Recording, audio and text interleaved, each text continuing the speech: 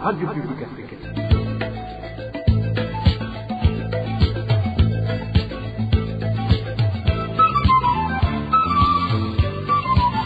Radio Publique Africaine.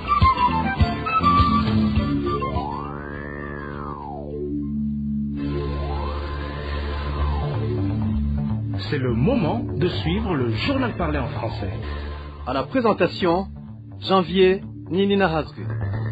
Nous sommes le dimanche 7 septembre 2025. Bienvenue chers auditeurs au journal de la RPA parlé en langue française. Et sans trop tarder, passons immédiatement au titre. Les habitants de la commune Bukinanyana en province Bujumbura n'ont aucun espoir de profiter au développement du pays. Ils prennent effet sur les combats qui se déroulent de leur côté de la frontière, à l'est de la RDC. 27 personnes, dont les femmes, les jeunes et filles, sont victimes de différents crimes, y compris les meurtres et les viols, qui ont été perpétrés au cours du mois d'août 2025. La route qui joint zone Kigwena et Vianda en province Burunga se trouve de délabrement, ce qui cause des difficultés aux citoyens pour le déplacement. Le développement des titres, c'est dans quelques instants.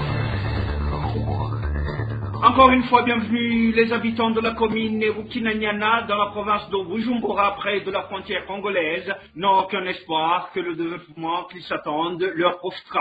Ils fondent ces propos sur la perturbation de leur projet de développement ainsi que sur crainte que leur sécurité ne se détériore à tout moment en raison de la guerre qui sévit en République démocratique du Congo et dans laquelle les soldats burundais sont impliqués. Les détails avec Bigne Karondo. Selon nos sources, les habitants vivant près de la frontière d'Obuganda à Gasenyi, où l'on nourrit l'espoir de sortir de la pauvreté grâce au projet de développement déjà bien avancé, expriment aujourd'hui une profonde inquiétude alimentée par le déploiement massif des militaires, conséquence de l'insécurité persistante de l'autre côté de la frontière en République démocratique du Congo. Ils redoutent que les choses ne prennent une tournure défavorable. Nous, habitants vivant à proximité de la frontière de Ouganda, Gasenyi, sommes aujourd'hui gagnés par une profonde inquiétude. Nous avions gardé l'espoir que la situation allait s'améliorer, notamment grâce aux nombreux projets de développement en cours et à l'ouverture attendue d'un pont essentiel. Mais ces derniers jours, nous avons commencé à constater un changement. De nombreux camions, y compris des véhicules militaires, traversent la frontière vers la République démocratique du Congo. Cette situation perturbe nos activités et nous empêche même de circuler librement. Nous redoutons désormais que les choses ne prennent une tournure défavorable. Toujours d'après nos sources, aucun habitant n'est désormais autorisé à traverser un territoire congolais. Les activités agricoles pratiquées dans la plaine de la Rusizi sont suspendues et les relations familiales avec les proches vivant en RDC sont interdites. Toute personne qui tenterait de franchir la frontière s'expose à de graves représailles, étant accusée d'espion.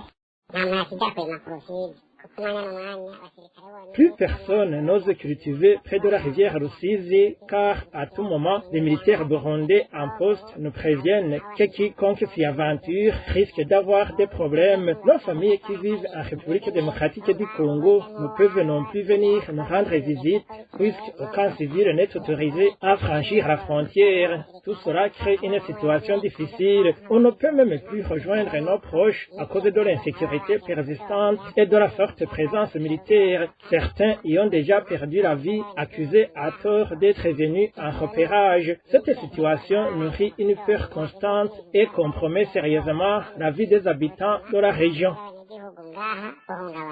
Face à cette situation, les habitants lancent un appel au chef de l'État et lui demandent s'il aime réellement les Burundais, comme il le répète souvent, de rapatrier les militaires engagés dans le conflit en RDC car, selon eux, cette guerre ne saurait apporter aucun développement au Burundi.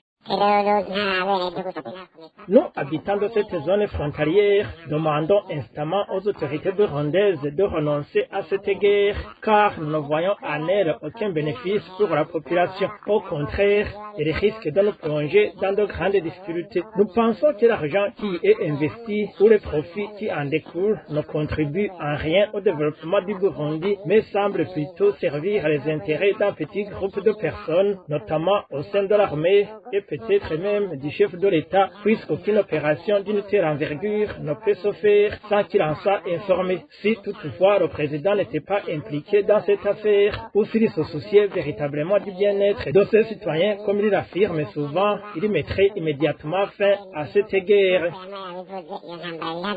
Merci Adigne Karondo. Page droits de l'homme, 27 personnes dont les femmes, les jeunes filles et les enfants et le nombre de victimes de différents crimes, y compris les meurtres et les viols, qui ont été répertoriés au cours du mois d'août l'an 2021. Ceci ressort du bulletin mensuel intitulé Femmes abusées, Nations déchirées, du mouvement des femmes et des filles pour la paix et la sécurité au Burundi, qui met en exergue les violations des droits humains visant les femmes et les enfants. Le contenu de ce bulletin avec Nadège Ilakot.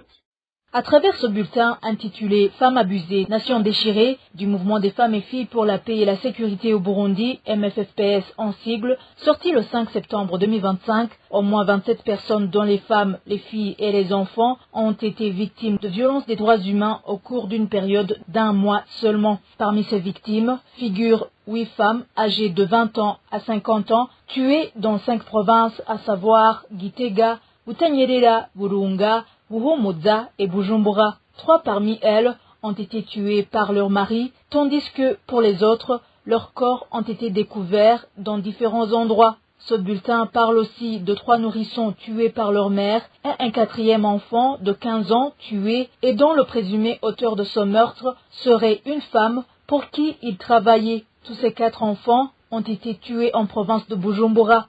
Le MFFPS a également répertorié 7 filles encore mineures, âgées de 6 à 16 ans, et une jeune femme de 31 ans qui ont subi des violences sexuelles. 3 d'entre elles ont été violées par des Imbonerakure du parti CNDD-FDD en province de Bujumbura, Gitega et Burunga. Ce bulletin mensuel du MFFPS mentionne également 4 femmes qui ont subi des violences physiques de la part de leur mari dans les provinces de Butanyerera, Gitega et Bujumbura. Il y a 2 autres personnes qui sont évoquées dans ce bulletin, à savoir 2 femmes enlevées par des agents du Service national des renseignements en province de Bujumbura et de Buhumuza, et l'autre personne est un enfant de 15 ans victime de violences physiques et d'arrestation de la part de son employeur qui l'avait accusé de vol. Le MFFPS indique que toutes ces victimes prouvent que les violations des droits humains visant les femmes et les enfants continuent à s'observer au Burundi. Ainsi, le MFFPS appelle le gouvernement burundais, les institutions locales, la société civile et tous les Burundais en général d'agir dans l'immédiat pour lutter contre ces violences, car protéger les femmes et les enfants est une responsabilité collective pour l'intérêt et l'avenir du pays. Merci Anadège Irakodze. Une courte pause, puis nous poursuivons avec notre édition. RPA.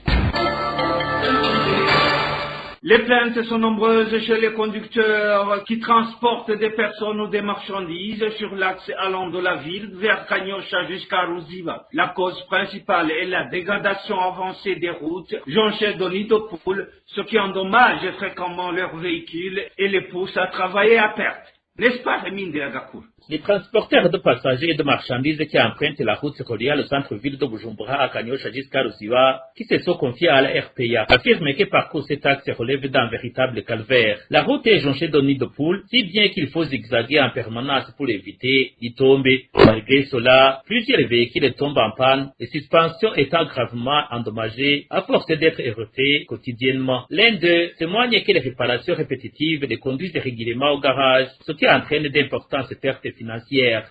Le tronçon reliant ville Kanyosha et Ruziba est devenu un véritable cauchemar pour les automobilistes. La route n'est plus qu'une succession de nids de poules, au point qu'il est impossible d'emprunter ce trajet sans risquer d'endommager son véhicule. Les voitures tombent en panne les unes après les autres, les pneus éclatent, les pièces mécaniques se détériorent et pourtant ces transporteurs continuent de rouler accablés par des dettes contractées auprès des banques pour faire tourner leur activité. La situation est déjà critique, mais elle risque de s'aggraver davantage avec l'arrivée imminente des pluies. Si rien n'est fait, le pire est à craindre. Les transporteurs qui prennent des passagers depuis le parking situé derrière l'ancien marché central de Bujumbura lancent un appel pressant aux autorités municipales. Ils demandent que tout soit mis en œuvre pour réhabiliter cette route dégradée avant que leurs véhicules ne tombent définitivement en panne. La rédaction de la RPA n'a pas encore pu joindre les responsables de la mairie de Bujumbura afin de connaître les éventuelles actions en cours concernant la réhabilitation de cette route. Merci à Rémi Nderagakura. La route qui joint les zones Kigwena et Vianda en province Bururi se trouve en état de délabrement, ce qui cause de difficultés aux citoyens pour le déplacement. Ceux qui se sont confiés à la RPA expliquent que les conducteurs de motos et véhicules qui parviennent à emprunter ces taxes augmentent les prix de transport jusqu'au Doubs. Emmanuel Niungeko nous fait le point. Ce tronçon qui joint les zones de Kigwena et Vianda en province de Burunga se trouve sur une distance de 13 km. Notre source dans cette localité indique que seuls quelques conducteurs de moto prennent le risque de l'emprunter car il est dans un état de délabrement. La route qui relie les zones de Vianda et Kigwena a été endommagée depuis la route goudronnée de Kigwena jusqu'à Kabirenge où est érigée l'antenne de la radio-télévision nationale. C'est la partie la plus touchée. Il passe seulement quelques motos qui transportent des marchandises et le chauffeur n'est pas tranquille car cette route est très détériorée. Les conducteurs des motos et véhicules qui parviennent à emprunter ces taxes augmentent les prix de transport jusqu'au double, comme en témoigne toujours notre source. Pour ceux qui se déplacent sur moto en allant ou en venant de Kigwena, le prix est actuellement fixé à 25 000 francs, alors qu'auparavant on payait 10 000 ou 13 000 francs. Pour les véhicules de type IAS qui proviennent de Bujumbura pour atteindre les localités de Kaganza, Bikoma ou la zone de Vianda, le prix de transport est situé entre 35 000 et 40 000 francs. Ces prix ont été revus à la hausse à cause de la pénurie du carburant. Mais lorsqu'il s'agit d'un bus de l'Otraco, le prix est de 17 000. Vous comprenez qu'il y a une différence au niveau des prix. Ces habitants déplorent le fait que l'agence routière du Burundi, ARB en sigle, leur avait promis de réhabiliter ces taxes, promesse qui malheureusement n'a pas été tenue. Il y a quelques jours, nous avions entendu une organisation étatique annoncer qu'elle allait procéder à la réparation de cette route, mais rien n'a été fait. Nous demandons au gouvernement de fournir un effort pour qu'elle soit raccommodée afin de faciliter la situation des gens dans les visites mutuelles, ceux qui vont se faire soigner et des commerçants car lorsqu'ils déplacent des articles par véhicule ou moto à ces prix chers, ces articles parviennent aux bénéficiaires au prix très élevé. À propos de ces grognes des habitants des zones de Kigwena et Vianda, la rédaction de la RPA n'a pas pu joindre Parfait Mbonignibuka, gouverneur de la province de Burunga, encore moins Constantin Bigirimana, directeur général de l'agence routière du Burundi ARB en sigle, pour donner leur version. Merci à Emmanuel Niungeku. Le manque d'engrais chimiques FOMI se fait toujours parler de lui. Les agriculteurs de l'ancienne commune de Mutaro, actuellement située dans la nouvelle circonscription communale d'Obugendana, se plaignent de ne pas encore reçu l'engrais de la saison culturelle C qui touche à sa fin. Les principales préoccupations de ces agriculteurs de Mutaro avec Elvis Niyomungi. Les agriculteurs de Mutaro ont payé la totalité des prix de l'engrais chimique de la saison culturelle C au mois de juillet dernier. À ce jour, l'engrais n'est toujours pas disponible. Ils n'ont pas encore eu l'engrais dit Imbula prévu pour le semis et encore moins l'iré qui a répandu dans les champs au moment du sarclage. Ces agriculteurs condamnent le caractère manipulateur du gouvernement. Rien ne justifie le manque de cet engrais au moment où le gouvernement crie haut et fort et très à lèvres. Il est inconcevable de nous berner avec des reçus à la place de nous donner de l'engrais. Les agriculteurs de Mutaro déplorent le manque à gagner déjà prévisible et craignent d'être encore une fois victimes de la manipulation tout en demandant plutôt au gouvernement de rendre disponible l'engrais de la saison écoulée. Cela cause une perte énorme à l'agriculture. Du moment que nous n'avons pas reçu l'engrais de la saison C, il est inconcevable d'espérer l'engrais pour la saison A. Nous demandons de disponibiliser l'engrais déjà payé et de poursuivre à chercher l'engrais de la saison suivante. L'année culturelle au Burundi est composée de 3 saisons culturelles, à savoir la saison culturelle A qui débute avec le mois de septembre pour s'achever au mois de décembre. La saison culturelle B débuta avec janvier pour prendre fin au mois de juillet, tandis que la saison culturelle C couvre les mois de juillet, août et début septembre, une saison culturelle qui privilégie l'exploitation des marais. Merci à Elvis Niomungere. RPA. 11 ans déjà que les 3 sœurs italiennes, Olga Rachetti, Bernadette Boggia et Lucia Pulci, aient été sauvagement assassinées à la paroisse de Kamenge, communément appelée chez Buyengero. Le journaliste d'investigation Bob Burgurika, directeur de la radio publique africaine, a dévoilé le premier ce triple meurtre. Une révélation qui a entraîné son incarcération de sa part. Nous y reviendrons. Et pour clore cette édition, l'homme politique et père de famille Tassien Sibomana s'est illustré tout au long de sa carrière par son courage et sa fermeté en défendant toujours des causes d'intérêt général à travers ses prises d'opposition. C'est ce qu'a déclaré Jean Douimana, représentant d'association des jeunes pour la non-violence active à Gina, qui affirme qu'en vide immense est laissé derrière lui. Suivez. Monsieur Tassien Sibomana, c'est un homme qui s'est démarqué dans la neutralité politique. C'est un homme qui a parlé, qui a été porte-parole de tous les 100 voix, sans distinction aucune. C'est un homme vraiment qu'il faut dans la période qu'il y fallait. Il a beaucoup osé parler alors qu'il n'exerçait pas la politique de la recherche des places comme les autres le font d'une manière innombrable. Il a parlé pour la stabilité du Burundi, il a parlé pour l'intérêt supérieur de la nation. Et surtout, il plaidait pour le respect absolu de l'état de droit. Tassien Sibomana ne s'est jamais été quand il s'agit de réveiller les esprits en matière de respect de la loi ou en matière de la gouvernance démocratique. Monsieur Tassien Sibomana était un homme neutre. Il exerçait sa politique sans penchant, sans chercher de place politique. Il évitait toute forme de barbarie, toute forme de vagabondage politique.